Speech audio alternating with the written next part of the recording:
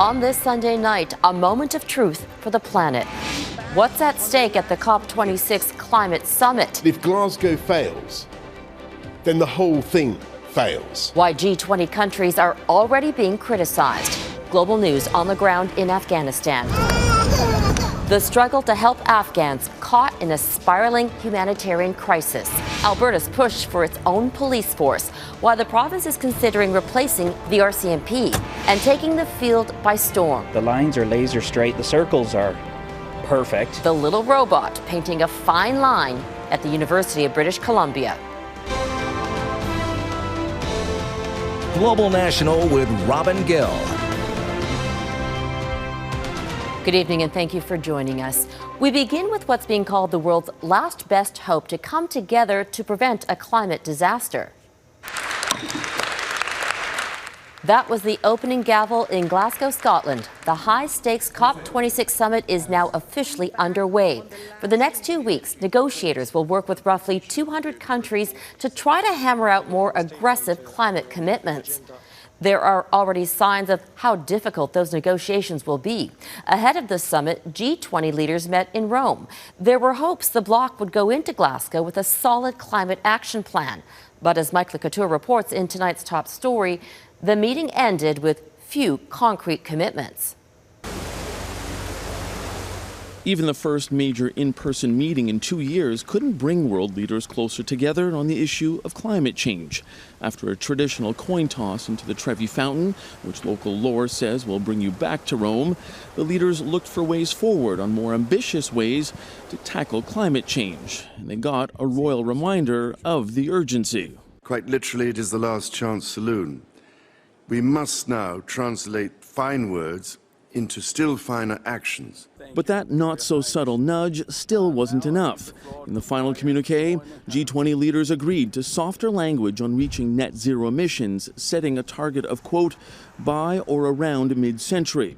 Canada's pledge is to be carbon neutral by 2050, and Prime Minister Justin Trudeau wishes others would follow suit. There's no question that Canada, along with a number of other countries, would have liked stronger language and stronger commitments on the fight against climate change than others. But we did make significant progress on recognizing 1.5 degrees as the ambition we need to share.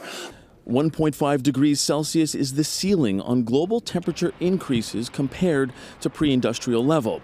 Coal was also contentious. G20 leaders did agree to end public financing of coal-fired power generation abroad, but there are no targets to phase out coal domestically.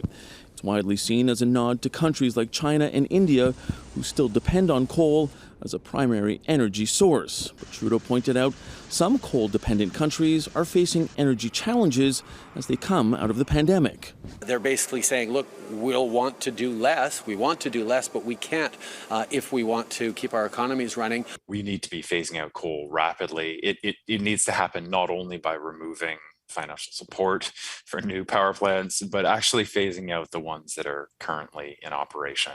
Despite the disappointment being felt here at the G20, Prime Minister Trudeau said countries need to make sure ambition continually scales up, especially as he and other world leaders now head to Glasgow for the UN Climate Change Conference.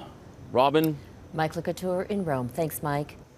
Part of the Canadian delegation headed to Glasgow is new Environment Minister Stephen Guilbeault.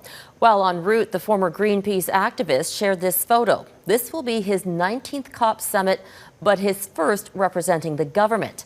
Ahead of the first full day of talks, our Europe Bureau Chief Crystal Goomansingh reports on what's at stake and what to watch for.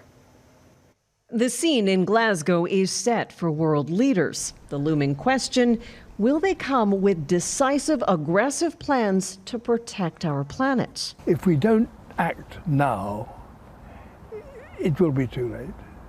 And we've been saying that for a long time. Sir David Attenborough dedicated his life to understanding and sharing the natural world.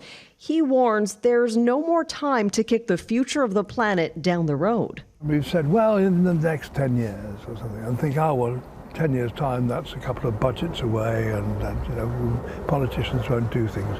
We have to do it now. L'accord de Paris pour le climat est accepté. The climate and political commitments have been discussed for years. literally. At COP21 in Paris, 196 nations signed on to the Paris Climate Agreement. The legally binding initiative saw countries commit to limit global warming to below 2 degrees compared to pre-industrial levels while reducing greenhouse gases. Now, at COP26, nations are supposed to share what they've been doing and present their next steps. Catherine McKenna is a former Canadian environment minister turned full-time climate advocate. Transitions aren't linear and they're not perfect. And so, you can't immediately wave a magic wand and say, we're getting rid of oil and gas. We use oil and gas. Everyone is using oil and gas, but we do need to transition. Time to transition is butting up against the realities of climate change. 2020 was the worst year on record for the accumulation of greenhouse gases in the atmosphere. According to the World Meteorological Organization, carbon dioxide levels rose more than the 10-year average. This despite the global shutdown during the pandemic. NOAA, the National Center for Environmental Information, says 2020 was the second warmest year for combined land and ocean temperatures and the warmest for land temperatures. At 2 degrees. Alok Sharma is the UK's COP26 president. If temperatures continue to rise, we will step through a series of one-way doors, and the end destination of which is climate catastrophe. People around the world are experiencing the devastating effects of a warming planet. Intense storms, fires, droughts, even infestations. Stopping these events will take money, particularly if poorer nations are to be expected to move away from fossil fuels. Fulfilling the $100 billion pledge has been delayed until 2023, but climate financing is still a key discussion point. There are also outstanding issues in the Paris rulebook that must be settled, dealing with carbon markets and offsetting. The stakes are high, and calls for concrete action will be front and center during the 2-week summit. Now, for anyone trying to get to COP26 today from the south, it was virtually impossible. A storm system in the area caused rolling delays and cancellations starting first thing this morning at Euston Station in London. It was so packed with stranded travelers that you really couldn't step anywhere without hitting someone, and the entrance gates were closed. People were told to go home to try to travel tomorrow. There were issues with signals on the lines and blocked tracks. For anyone who did try to make it out, they were eventually turned around and delayed. That included the Environment Minister, Zach Goldsmith. I'll throw it back to you, Robin. Crystal Goomansingh in Milton Keynes, England. Turning to the pandemic, after nearly 3 weeks supporting an overwhelmed critical care unit in Edmonton, 9 nurses from the Canadian military are going home. The Canadian Armed Forces had sent the nurses from Ontario and Nova Scotia to the Royal Alexandra Hospital. Jason Kenney's government requested federal help in late September when a 4th wave surged. The spread of COVID-19 has declined slightly in Alberta, but of the 180 patients in ICU, 86% are unvaccinated or only partially vaccinated. In the U.S., the rates of new COVID-19 infections and hospitalizations are dropping. But with the upcoming holidays, there are concerns there could be another surge. Only 58% of Americans are fully vaccinated. And across the country, vaccine mandates are leading to walkouts and protests. As Jennifer Johnson reports, the Biden administration and local lawmakers aren't backing down. And just relax your arm. U.S. Vice President Kamala Harris received her COVID-19 booster shot while strongly urging all Americans to get vaccinated. About 30% of the U.S. adult population still has not gotten a single shot. The vaccines are free, they are safe, and they will save your life. We, the people, will not go home. Across the country, vaccine mandates are leading to angry protests. All New York City public workers are required to be vaccinated by Monday. Garbage is piling up as sanitation workers call in sick. Hundreds of police officers and firefighters are still refusing to comply. New York City is going to come to a crisis on Monday morning. Response times are going to go through the roof. COVID-19 has been the leading cause of death for America's law enforcement officers since the pandemic began. Millions of federal workers are also facing a November 22nd vaccine deadline as the Biden administration fights to end this pandemic. Young children will be vaccinated next after Pfizer received emergency FDA approval to immunize kids ages 5 to 11. Shots could begin early this week.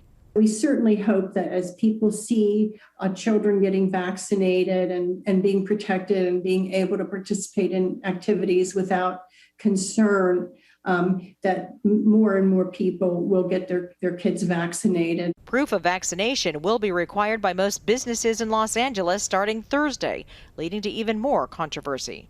I'm in the hospitality business. I want to make people feel good and not bad.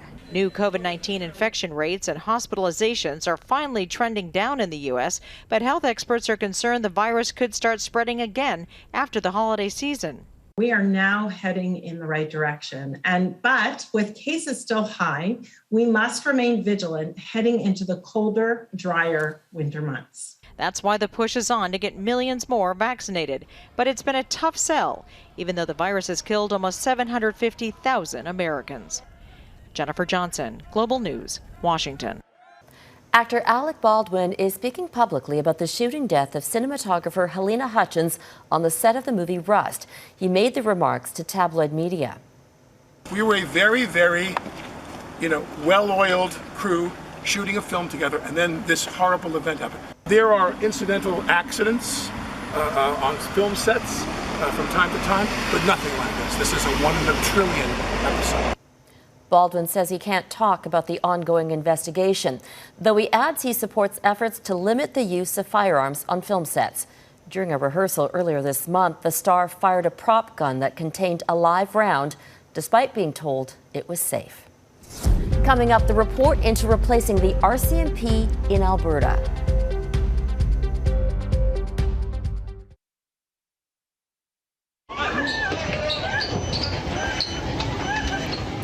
Passengers on board a Tokyo train were forced to run for their lives, some even jumping from windows to escape a stabbing spree.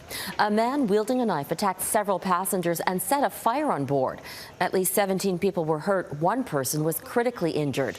A 24-year-old man was arrested and remains in custody. In Alberta, there's a government study underway about replacing the Royal Canadian Mounted Police with a provincial police force. It's a controversial concept and could be costly, and the union representing Mounties isn't thrilled about the idea. As David Aiken explains, such a move could have national ramifications.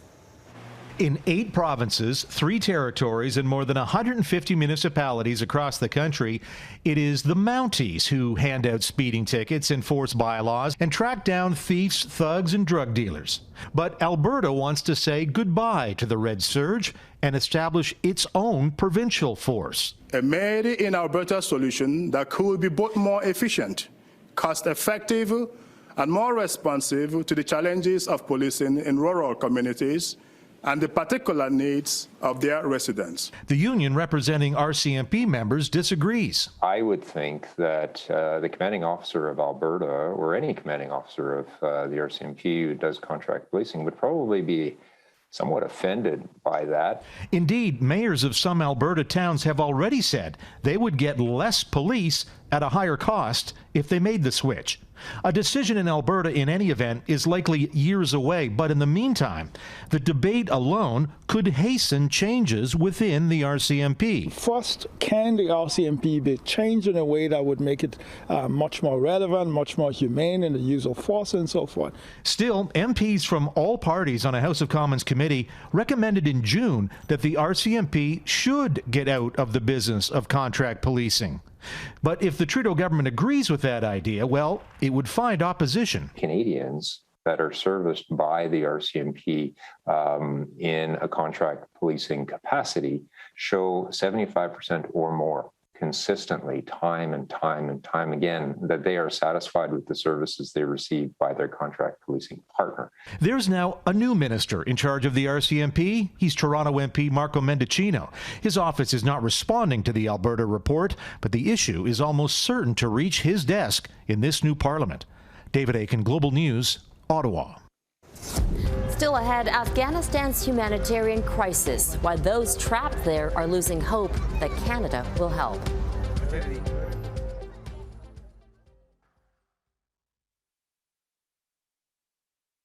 Since 2001, Canada has provided $3.6 billion in development assistance to Afghanistan.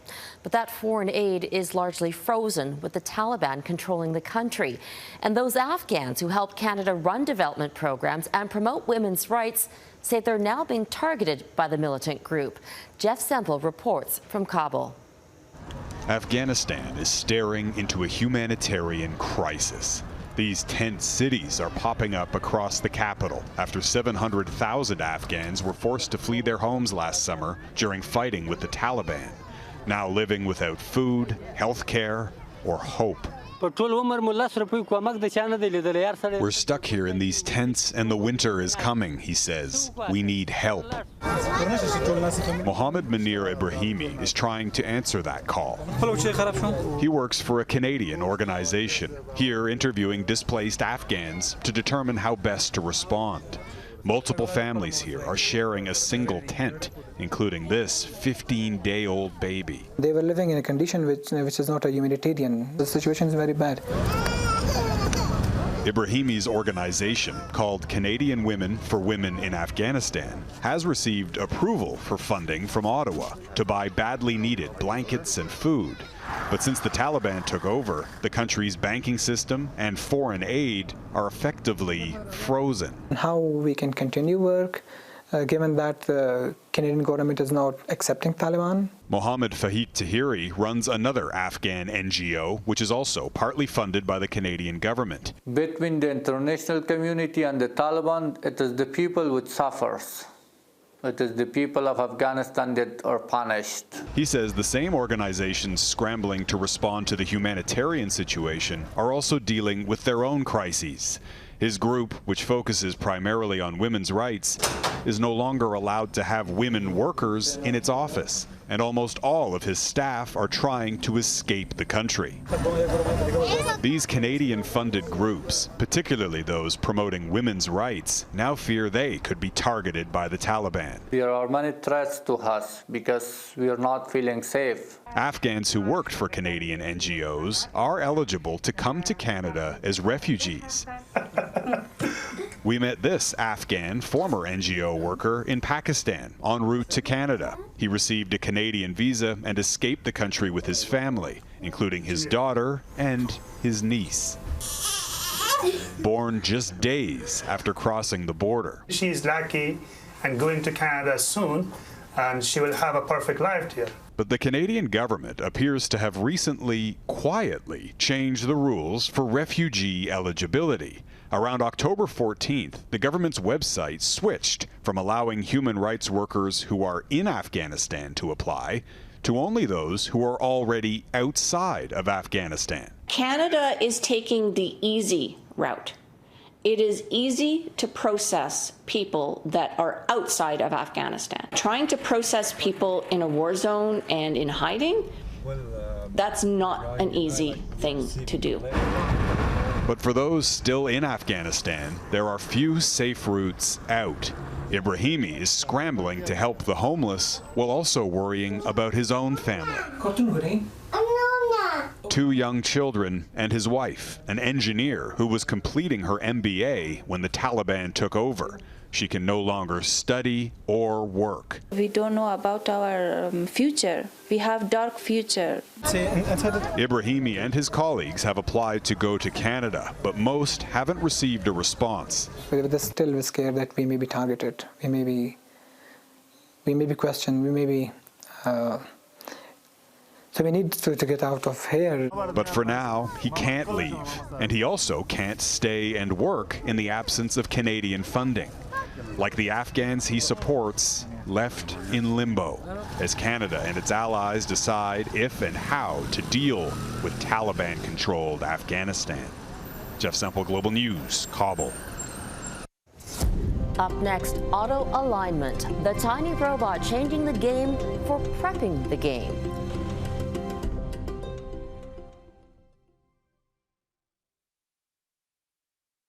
Painting the lines on a football field isn't as exciting as the actual game, but it can take a day of painstaking guesswork.